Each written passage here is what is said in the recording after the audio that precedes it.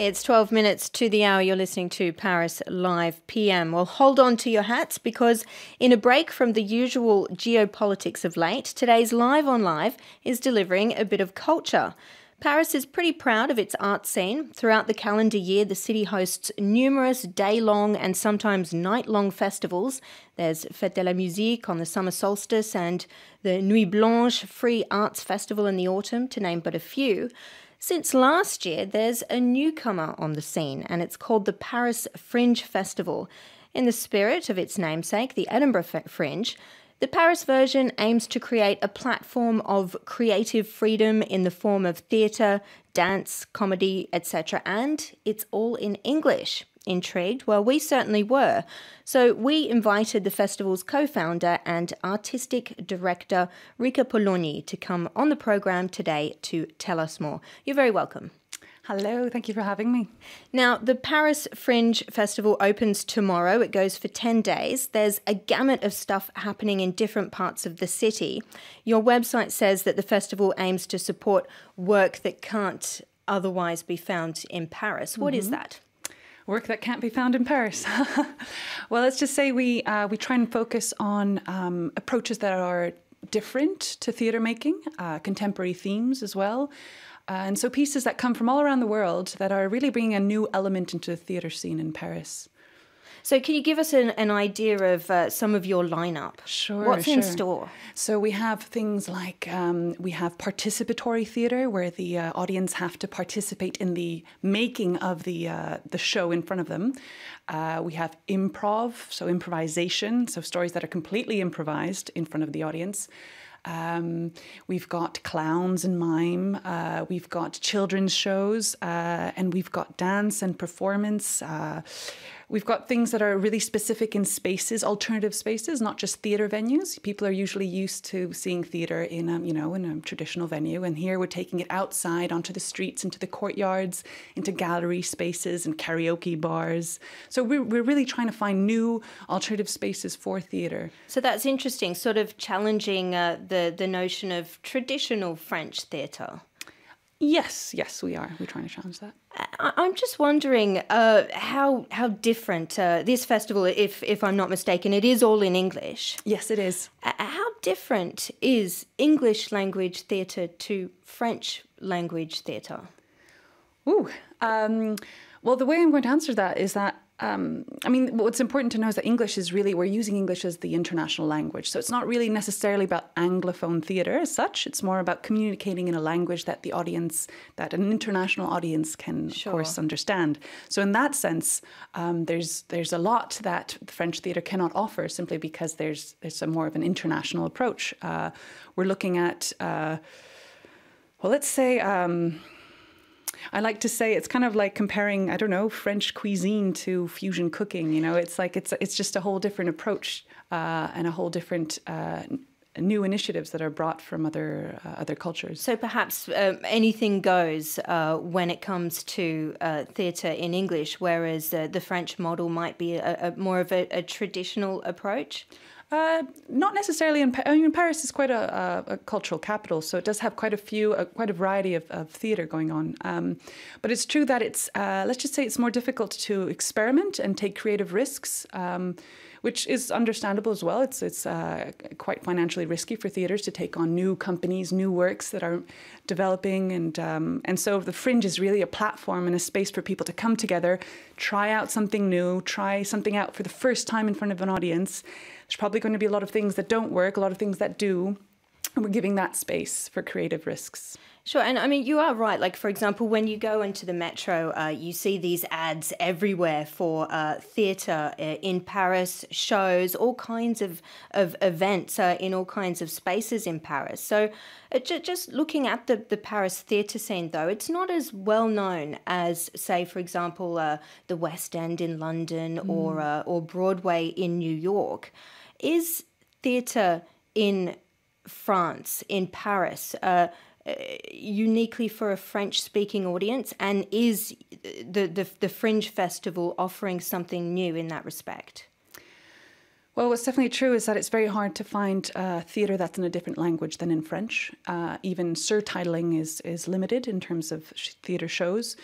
So we are definitely bringing something that is harder to find in that sense, that is accessible to an audience that is growing in Paris, an internationally growing audience, people who would like to go to the theatre but cannot because of limited language skills.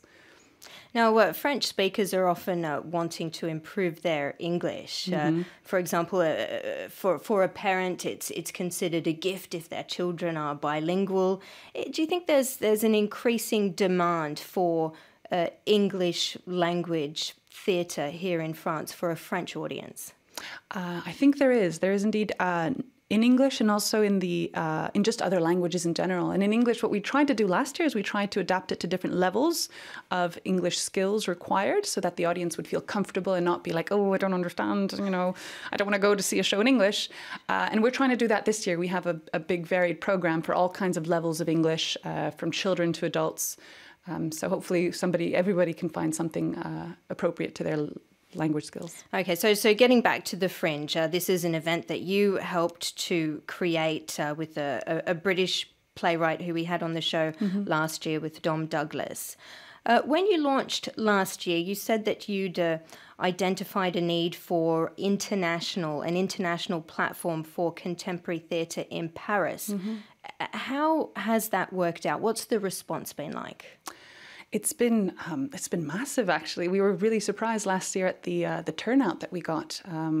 Almost 2,000 audience members came and saw shows that we didn't even think we'd be having. We launched our website a few months before the first edition, not thinking we'd get a lot of responses, and we had companies from different areas of the world. This year as well, we were kind of like, oh, let's see how many we get. And we have, companies from South Africa, Singapore, Brazil. I mean, it's just been really overwhelming and extremely exciting to see how people have responded to a Fringe in Paris for the first time, seeing as we have Fringes in so many different areas of the world. That's right. And what about the response from within Paris itself, from French performance artists, from critics here? How have they received the event? So far, it's been interesting to see. We have a lot of students, so French students, also interested in kind of trying out new things in English. So basically young audience members, really keen on being part of an international festival, on meeting international artists, on exchanging with them. And we noticed that, so we're trying to we're giving a program or different events that are free to the public where people can actually be part of the creative process. 24-hour plays, they have 24 hours to put together plays, or they have 2 minutes in front of 300 people in a theatre venue with Field on our last day of the festival to try out an act. So really opening doors to new emerging artists to try new things, which is something that is lacking in Paris in terms of space and opportunity. Sure. And can you just take us through some of those acts in particular? What are your favourites? Well, I haven't seen any yet. We're launching tomorrow. But so far, we've got quite a rich variety. I mean, really intriguing ones. We have, for instance, a Canadian ethics professor and comedian in a one-man show called Let Me Freeze Your Head, where he talks about cryopreservation, which is quite intriguing. We've got an improvised musical theatre company called New, who's improvising on a scientific theme as well. Which is kind of interesting. I wonder if we're going to see, dancing molecules or something. Very intriguing. We've got another Singaporean company called Fat Kids Are Harder to Kidnap in Paris. And they will be asking the audience for a number of stories that they have to perform in front of them. So these are just a few of the ones that are extremely, I'm very curious about. It just sounds fascinating. It sounds like a lot of fun. And, when you think of Fringe, often you think of Edinburgh, you think of Prague.